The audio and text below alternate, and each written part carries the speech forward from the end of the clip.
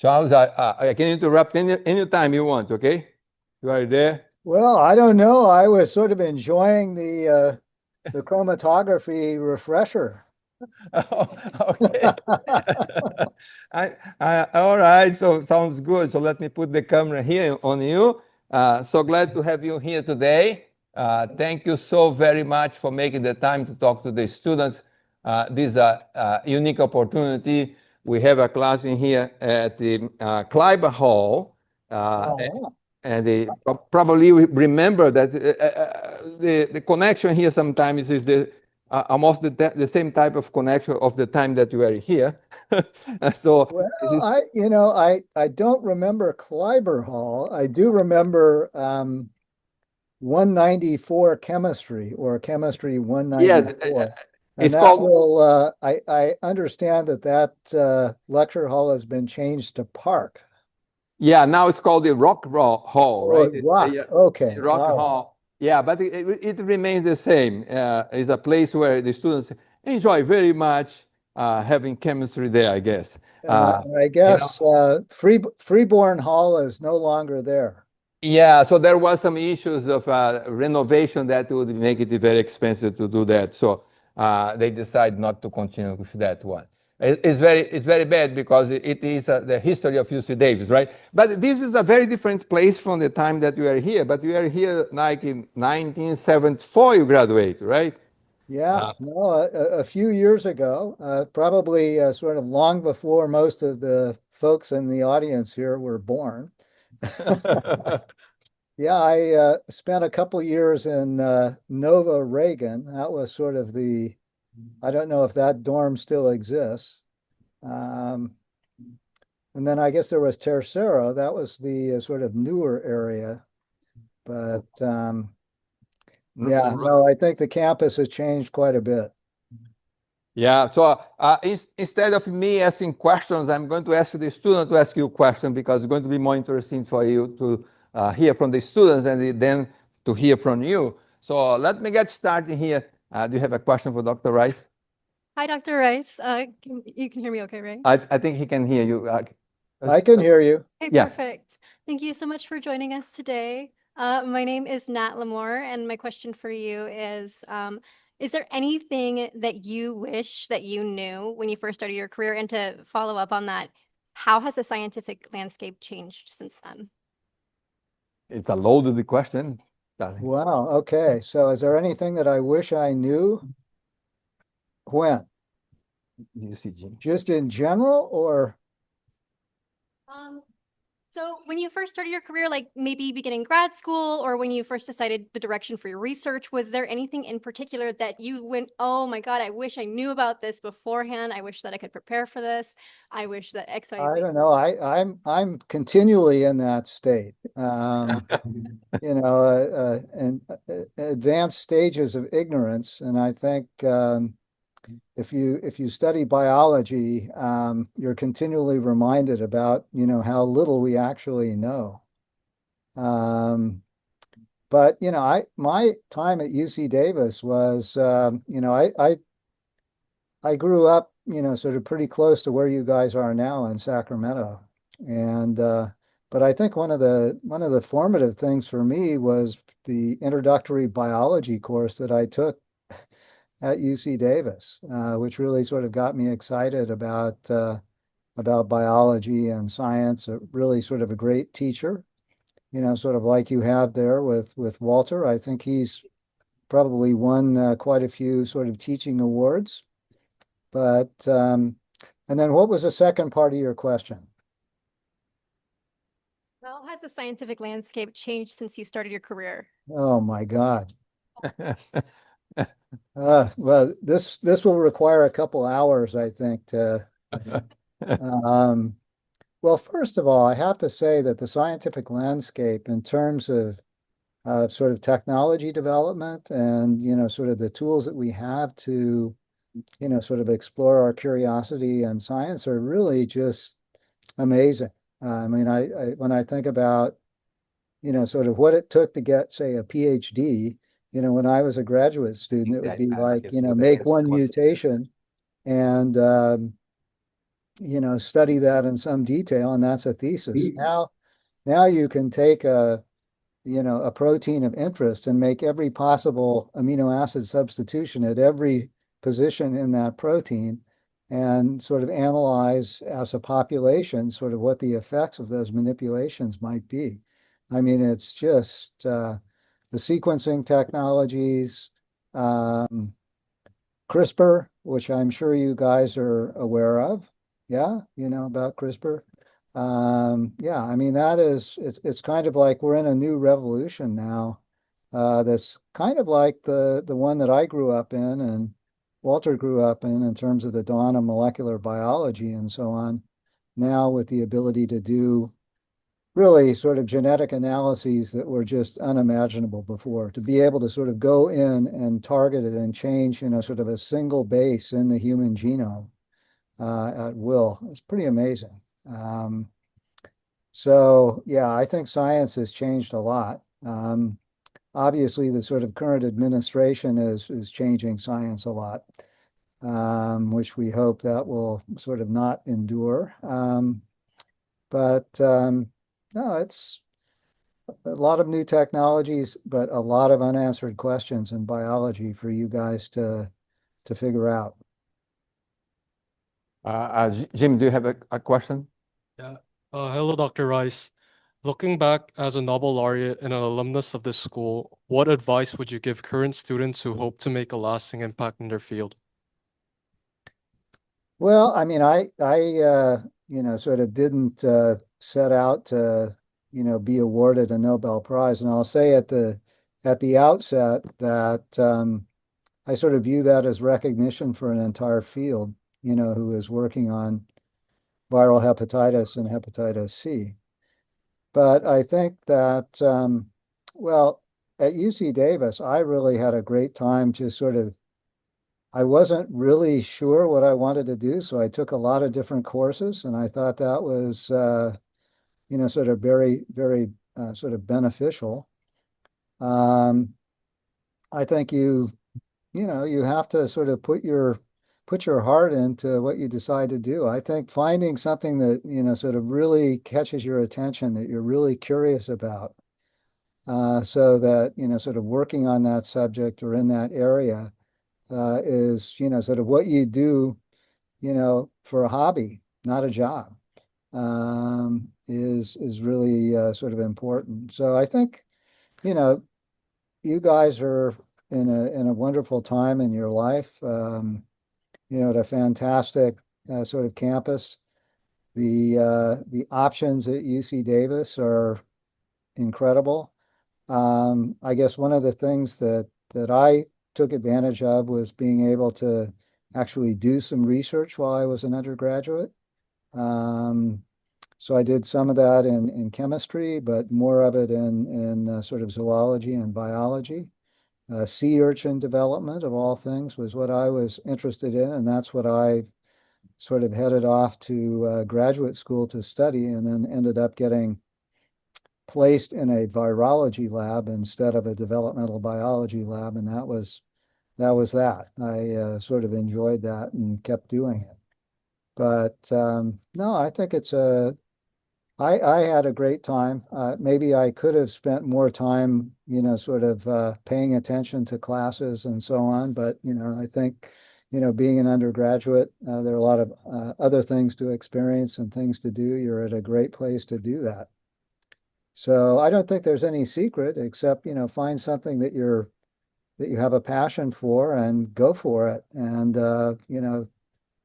I think in science, if you are really, if you've identified something that isn't really known, you have to have a fairly high threshold for things not working, or at least not working the way that you think they're working, and then actually having the wherewithal to sort of enjoy the unexpected and try and pursue it. Because I mean, I think that's, you don't want to do something where you already know the answer. Um, and I think when you're sort of at that edge, we're reminded about, sort of how ignorant we are. And And I think, sort of Walter has epitomized a lot of that in his career. Walter, I didn't know this, but as I was sort of getting acquainted with your background, I saw that you're interested in, insect odorant sort of receptors and basically DEET and sort of how that works. And I was actually wondering if you knew one of our faculty members here, Leslie Vassal. Of course. Of course, I know, Leslie. So we compete and we collaborate sometimes. yeah. No, I mean it's really a fantastic field, and That's right. Yeah. Anyhow, so let me see other students. They have a question. Hi, Dr. Rice. My name is Alma. Thank you so much for meeting with us today. My question for you is for students from underrepresented backgrounds who want to pursue biomedical research or medicine in general, what advice do you have for building resilience given the political climate right now? I don't know. If you know the answer to that, I'd be happy to hear it. Well, I don't know. I think you have to, sort of despite sort of the problems and then the sort of DEI and now the current administration and so on, it's complicated and you do have to be resilient. And I think if you come from, sort of a background that is, sort of not well represented in a field that you want to go into, I mean, you just have to grit your teeth and go for it. I mean, for me, I would say that one of the, as sort of an older scientist, I've never, sort of viewed, I don't think I'm very prejudiced, sort of in terms of how I interact with people. I guess one of the challenges that I see as, sort of the science infrastructure and so on is well, different, sort of races and genders and so on and so forth. One thing, I never had an issue with that. It's actually more the sort of transgenerational differences between, the time when I sort of grew up and I was an undergraduate to, what you guys are experiencing today and what your expectations are and so on. So I think that's one thing that we definitely have to work on. I mean, I think, interactions. Sorry for the barking dog in the background. We can't hear. We We cannot hear that. Bruno, No, excuse don't- me. no worries. We don't talk about Bruno. Yeah, no, We can't hear Bruno anyway. we have three So looks like Australian shepherds here in Looks my like it got frozen now. But I don't know. What are you finding in terms of what are the challenges that you're facing, Alma? Okay. Now we're back. We're back now. Okay, Alma, I had a question for you in terms of what are you? I mean, why did you ask the question, and sort of what are you facing, and what are your thoughts? Because I'd like to hear, So now, sort of what. I'm first generation pursuing a biology degree and I'm pre-med. So my goal is becoming a physician. now we can hear Bruno. Okay, and have you found sort of being sort of first generation sort of a challenge? I think so, just not having those connections and then with everything going on right now, education cuts and all of that, I feel like it really impacts my community as well. Yeah. Well, let me close the office door before this. I'll be right back. Okay, sounds good. Hey, come on. I have seen worse things in Zoom calls, right? Okay. Sorry about that. The dogs are getting hungry and they're making their desire to go home and eat their dinner known.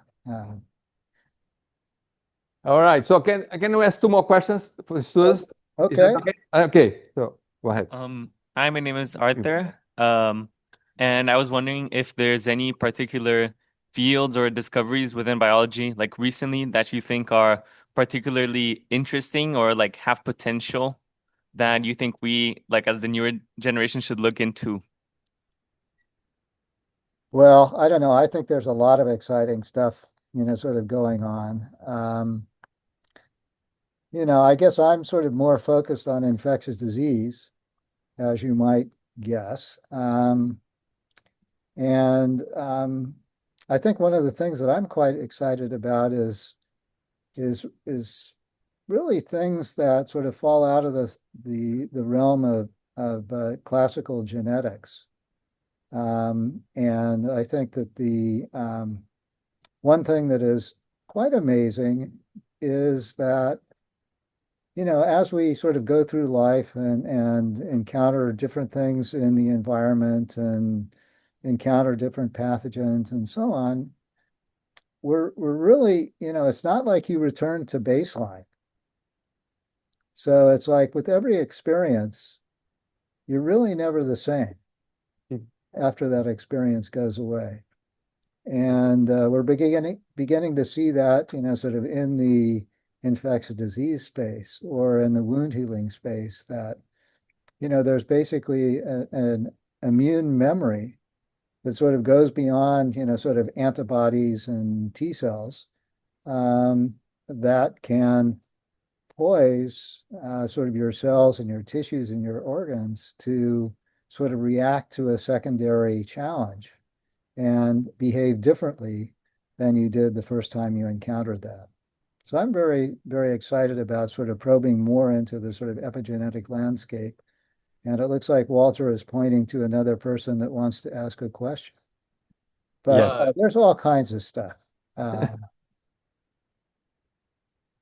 Do you think I that can state your name first. Oh, my name is Chase. Do you think that HIV will ever be cured like how hepatitis C was? Oh, well, that's a tough one because I mean we are now spending a lot of our time working on hepatitis B, which faces some of the same challenges as HIV in terms of we have good ways of suppressing the virus, but we don't do a very good job of actually curing the infection. So you get rid of the therapy and the virus comes right back. HIV is a tough one. I mean, in the case of HBV, we're trying to work on coming up with ways that we say would elicit a functional cure where you don't at least have to be remained under treatment, but you can sort of control the virus and keep it in check. I think with HIV, we've still got, sort of a ways to go, because these sort of reservoirs that are relatively silent in terms of your ability to access them, where the virus can basically hide out in a pretty much a dormant state, are very difficult to tackle. So, but I think we're seeing, some glimmers of hope. Some of these treatments that are being used now, sort of combinations with broadly neutralizing antibodies, as well as a small molecule suppression of the virus, those treatments can last a long time. And we're beginning to see cases where individuals that are, sort of recovering or not recovering, but sort of where the treatment is disappearing and going away, are actually showing some sustained control of HIV. So that's a little bit of a surprise, but I mean, it's actually being seen in the clinic. So there may be some things about, sort of how to elicit an immune response that can actually control this virus without having to be on antiretroviral drugs forever. So it's something that people are still working on. And, I think hepatitis C was relatively easy. It didn't integrate into the genome. We knew from cell culture that we could actually, eradicate the virus from infected cells with interferon or small molecule treatments. But I think we got a surprise with the efficacy that these drugs have. And so we now believe with either sort of the the sort of primary treatment for hepatitis C or salvage treatment in the very few people that respond, that we can cure of the virus nearly 100% of the people that are treated. So that's the goal for these other diseases. I will say that, sort of even for hepatitis C, when you get rid of the virus, if you've had sort of a long infection and have significant liver damage, you're not really out of the woods, because liver cancer can be initiated and still developed after the virus has been successfully eradicated. So, those patients still have to be, surveyed periodically by their doctor to look for the development of cancer. So anyway, I think, even though things are difficult, you've got to maintain a belief that, you can do it. Because I think that's where, sort of a lot of the breakthroughs happen. I mean, you have to be fairly tenacious and be willing to, try other ideas and approaches when the front line of what you tried doesn't work. So, but that's true of many things in life. Thank you so very much. We would spend the whole afternoon asking you questions, but you have been very generous with your time already.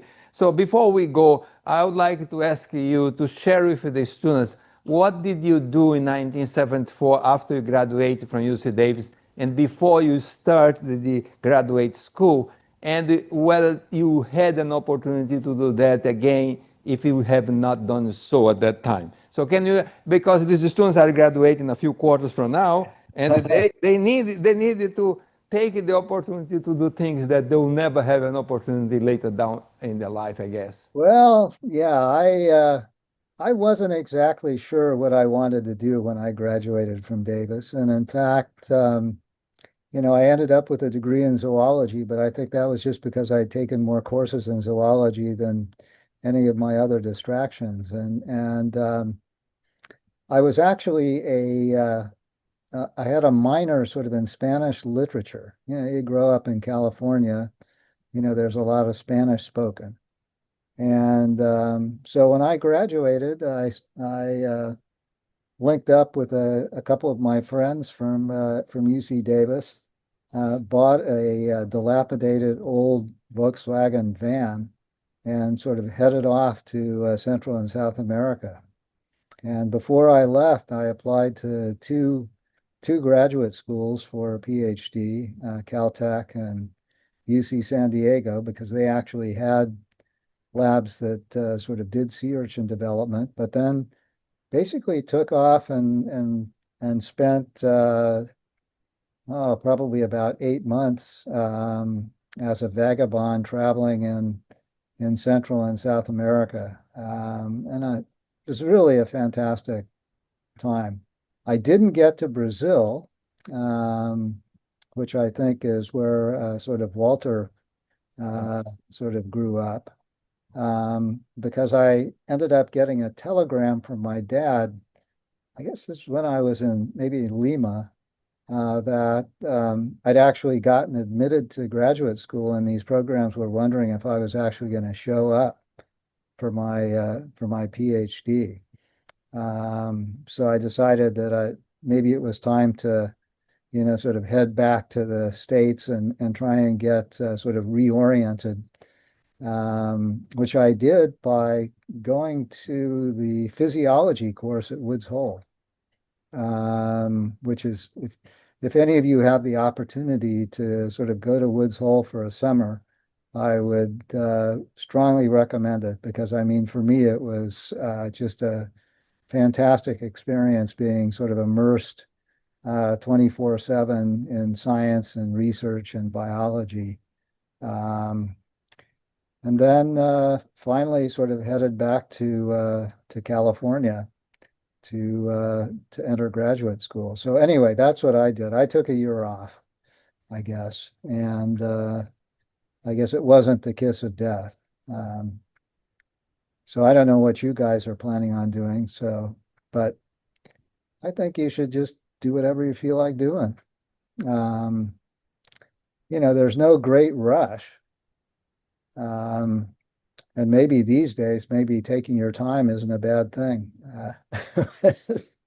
But I don't know if that, Walter, is that what you were Yes, yes. curious about? I want you to inspire the students, because if you haven't done that, I guess that you never had an opportunity to do that in your career, because it's one grant after the other that you have to write another paper or something. And it's always busy. We don't have that time once the career starts, right? And when graduate school starts and when your professional career starts, you don't have Well, time. I think you find, I mean, you encounter that situation several times in your career, but not where you can actually just sort of, take a year off. I mean, if you end up going to graduate school, for instance, most graduate programs, sort of actually these days require you to rotate in, 3 laboratories before you decide, sort of which one is a good fit for your interest, and the environment is nice. And I think that's great, because you can sample, sort of 3 different laboratories and how they operate, 3 different kinds of science that you can sample. And again, that's not something that is sort of easy to do at later times in your career. If you go on to a sort of a postdoc, after that, I mean, you're probably entering something that is a new area for you, a change, because you're expanding your horizons and your toolkit. And you really have to focus on that, publish papers, as Walter said, and sort of either head off into industry or go into academia. So yeah, it's I'm hoping maybe I can travel somewhere for a non-science reason at some point, but maybe not. Um, Charles, thank you so much for making the time to talk to us. I asked you for 15 minutes. You gave more than that. We appreciate so much this opportunity. I told the students, or some of the students, that when I was in college, undergraduate school, I didn't even know what the Nobel Prize means, let alone talk to one. So I thought that when I have an opportunity, and we have been communicating a lot recently with all the things that are going on in the country, try to advocate for science. And then you wrote me an email, and immediately I asked, can you talk to my class? And then you volunteered to do that. I appreciate it very much. And I'm sure that the students share the same sentiment today. Thank you, well, Sean. I'm just a regular guy, just like you folks. Find something that you're interested in doing and go for it. Thank you. Okay. Bye-bye, everybody.